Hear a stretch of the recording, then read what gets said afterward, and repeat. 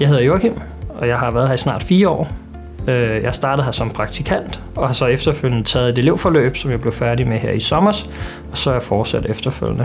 Det vi gør hos Avernus er, at vi laver månedsbalancer til kunderne, som gør, at kunden kan se aktuelt her, hvordan er situationen. Og så kan kunden jo nå at rette op eller tage stilling til nogle beslutninger, der kan påvirke, hvad vej skal vi gå fremadrettet, så man ligesom er med, hvor det sker. Der nytter det ikke noget, hvis man først får bilagene ind 2 måneder efter.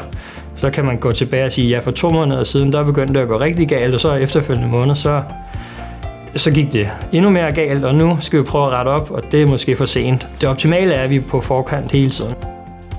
Jeg synes, der er plads til at være den, man er, når man går på arbejde her. Det er måske den vigtigste del af hvorfor jeg er her. Og så internt, så synes jeg, at vi er meget stærke til at hjælpe hinanden. Vi bliver bedre dag for dag. Det er både noget, som ledelsen synes, vi skal arbejde på. Vi er tit ude til events eller oplæg og bliver undervist og bliver bedre til vores arbejde.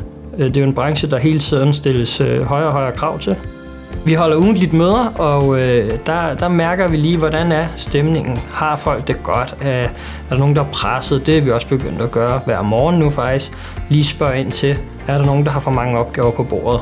Skal vi afhjælpe? Kan vi rykke lidt rundt? Det gør jo, at man ikke skal føle sig lige så tung i de arbejdsbyrder, der ligger. Dertil så har vi nogle rigtig gode kollegaer, og uden at prale for meget, synes selv, at jeg er en af dem. Så jeg bidrager til meget, og du skal være hjertens velkommen til at blive min kollega.